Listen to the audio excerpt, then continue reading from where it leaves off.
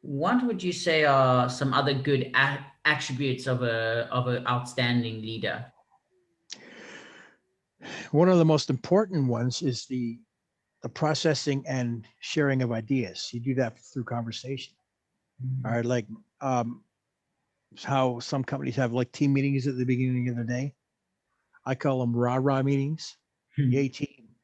Um, and that's how you inspire the team. You get them keyed up and excited about the project of the day, and then they go out and they attack it.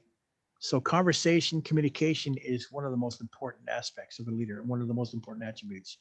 The ability to convey ideas, the ability to facilitate efforts, right? To facilitate your team, because leadership is not just directing or commanding or influencing your subordinates. It's also facilitation.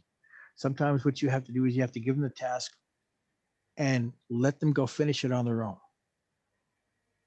Sometimes you have to redirect their efforts. When you see that their efforts are foundering, that's when you step in and you lead.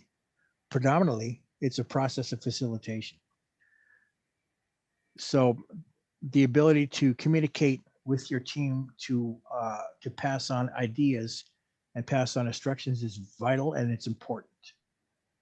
I love two things you said there. One is sometimes you need to lead by example, and other times you, as you're saying, yeah, you actually know when you need to step back and say, "Hey, let my team do it." Yeah. Sometimes you got to give them all the reins. Um, the only effective form of leadership in my mind is leadership through example. That's the way people will learn. That's how they pick up on your enthusiasm. They see your example, and if they think of you as a confident and strong leader, they're going to want to emulate that example. So that's the most important form of leadership there is, leadership through example. That example, that's what people are going to follow, right? That's how people learn. As a parent, you teach your child through example.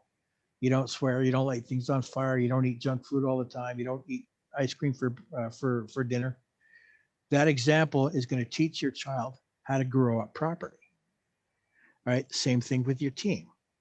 The example you give as a leader is going to teach your team what's expected, what's not, what's acceptable, what's not.